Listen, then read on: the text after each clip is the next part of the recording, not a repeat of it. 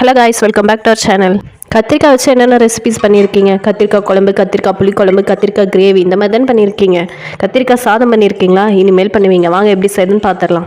Bachelors யாராவது இருந்தீங்கன்னா மறக்காம இந்த ரீலை சேவ் பண்ணி வச்சுருங்க, உங்களுக்கு யூஸ்ஃபுல்லாக இருக்கும். ஆயில் ஒரு 2 ஸ்பூன் ஆட் பண்ணிக்கோங்க. கடுகு 1 ஸ்பூன், சீரகம் 1 ஸ்பூன், ஒரு 5-6 சின்ன வெங்காயம் கட் பண்ணாமல் முழுசாவே அப்படியே போட்டுருங்க. ஒரு 4 பல்லு பூண்டு, ஒரு 2 பச்சை மிளகாய், காரத்துக்கு ஏற்ற மாதிரி போட்டுக்கோங்க. நீங்கள் அரிசி ஊற வைக்கும் போதே பருப்பு கொஞ்சமாக ஒரு கைப்பிடி மட்டும் வாஷ் பண்ணி அரிசியோடய ஊற வச்சுக்கோங்க. டேஸ்ட் நல்லாயிருக்கும் கத்திரிக்காய் போடும்போது. நெக்ஸ்ட்டு நான் ஒரு 3 மீடியம் சைஸ் தக்காளி எடுத்திருக்கேன். அதை நல்லா மிக்ஸ் பண்ணி விட்டுக்கலாம். உப்பு கொஞ்சம் ஆட் பண்ணிக்கலாம், சீக்கிரமாக மசிஞ்சு வந்துடும். நான் ஒரு 7-8 கத்திரிக்காய் தான் அரிஞ்சு வச்சுருக்கேன். அதை நீட்ட வாக்கில் கட் பண்ணிக்கோங்க. இப்போ தக்காளி நல்லா வெந்துருச்சு, கத்திரிக்காய் ஆட் பண்ணிக்கலாம். நல்லா மிக்ஸ் பண்ணி விட்டுக்கலாம். ஒரு 5 மினிட்ஸ் அதிலே நல்லா வேகட்டும். தண்ணியில் எதுவும் விட வேணாம். 5 மினிட்ஸ்க்கு அப்புறமா மசாலாலாம் ஆட் பண்ணிக்கலாம். கத்திரிக்காய் அந்த எண்ணெயிலே நல்லா வேகணும். இப்போ நம்ம மசாலா எல்லாம் ஆட் பண்ணிக்கலாம்.